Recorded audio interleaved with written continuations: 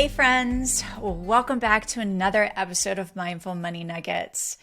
Today we're diving into a crucial mini lesson on Social Security and its role in your retirement planning.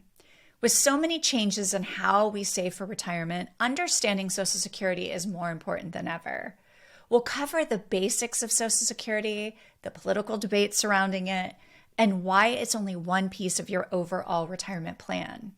Whether you're just getting started in your career or nearing retirement, the insights we'll share today will help you navigate the complexities of securing a financial future.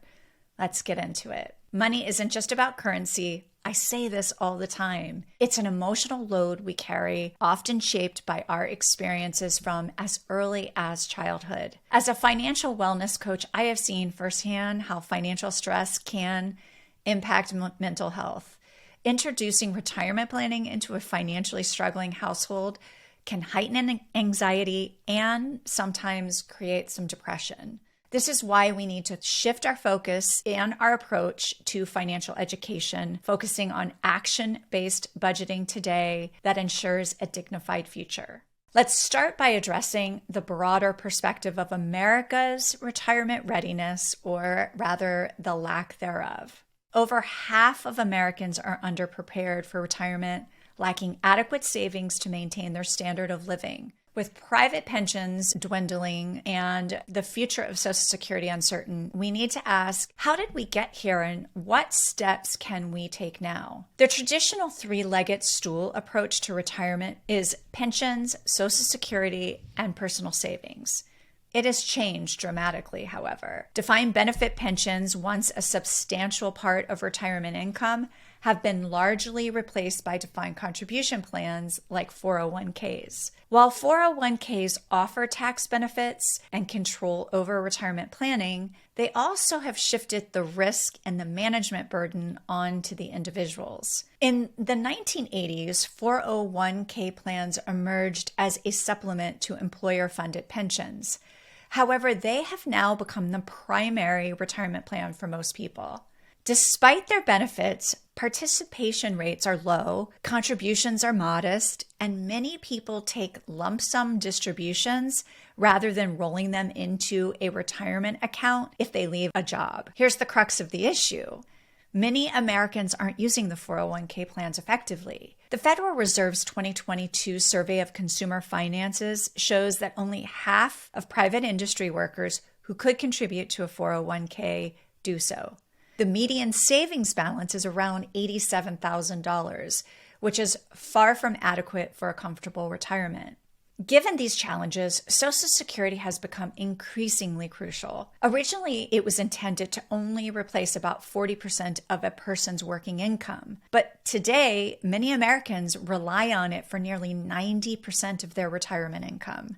However, with Social Security projected to be insolvent by the mid-2030s, its reliability is increasingly precarious. Now, let's clarify what insolvency means for Social Security. It doesn't mean that Social Security will go bankrupt and disappear. Instead, it means that instead of paying 100% of your expected benefits, it will likely only be able to pay around 75%. While taking a 25% reduction in expected payments is significant, especially in retirement, it's important to dispel the myth that Social Security will be completely gone.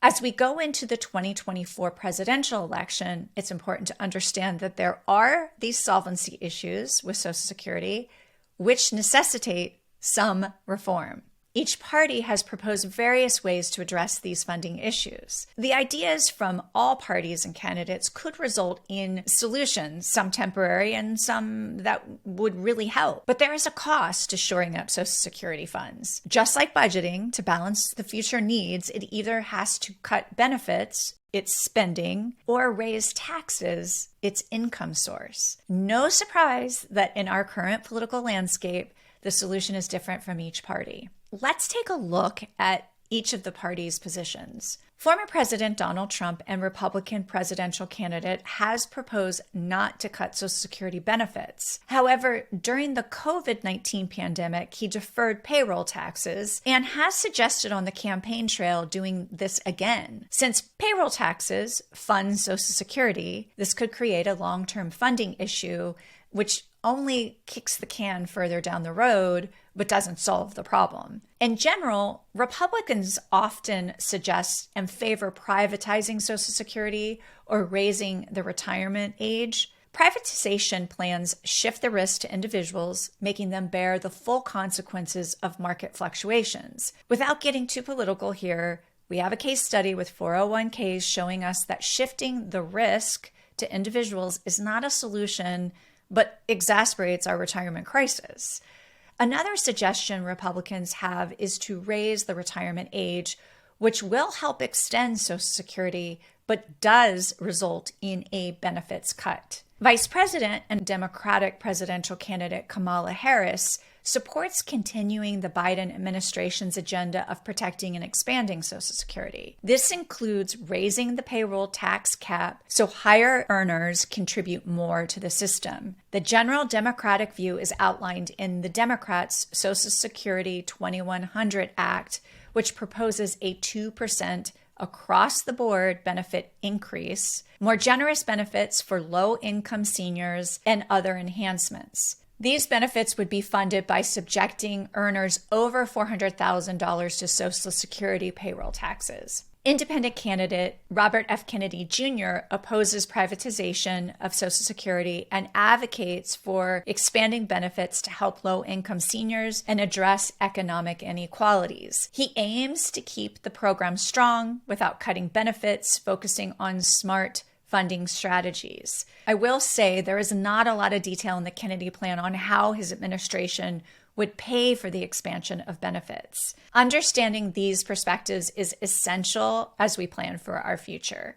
You are likely wondering, at this point, is the traditional retirement planning model still viable? Increasingly, the concept of the three-legged stool that I mentioned earlier, comprised of pensions, either a defined benefit, defined contribution plan, or a 401k, Social Security, and personal savings, is being questioned.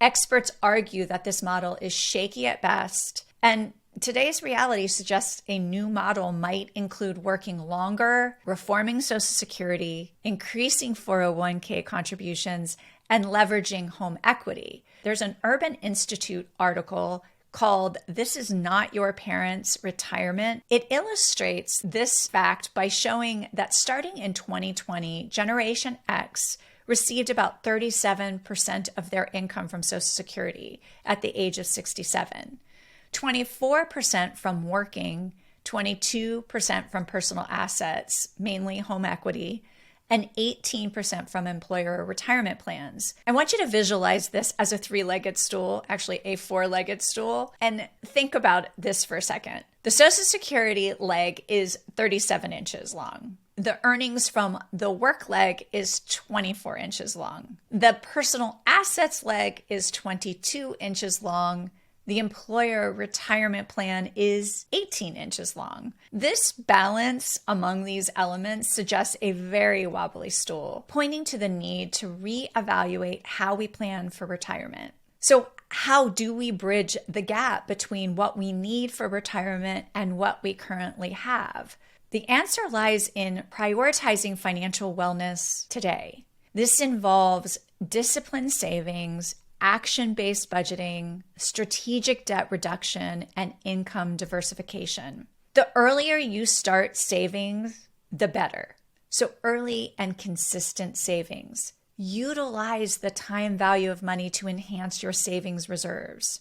Action-based budgeting, this ensures you meet current obligations while steadily contributing to retirement funds or debt reduction, which is the next thing. Debt reduction. By managing your debt effectively, you can redirect more resources to retirement savings. Income diversification. Multiple income streams can cushion against economic shifts, and provide extra funds for retirement accounts. I kind of hate mentioning this last one because I do think a lot of people feel overworked. But remember, this can include passive income as well, because I get a lot of questions on this topic when I do seminars and other things, and I've been getting a lot of emails. I know that this is a big topic, and I'm going to devote a whole episode to alternative ways to generate income. There is a need to improve financial wellness, not just because it secures your future, but it also reduces your stress and anxiety, enhancing your overall life satisfaction. It really is about transforming our relationship with money today to live with security and dignity in retirement. By embracing proactive financial management, we can shift from merely surviving to thriving. The power to change your financial future, however, lies with you, and it is within your grasp. I want to help you embrace this challenge, creating a plan that supports our financial needs and overall well-being. Committing to your finances can alleviate today's money stress and provide a stable foundation for retirement. Okay, I really appreciate you tuning in to this episode of Mindful Money Nuggets. I hope that you stay informed and stay proactive, and let's secure a better future for tomorrow together. Don't forget to subscribe and share this episode with friends who might benefit from these insights. Until next time, please take care and stay financially mindful. Bye-bye.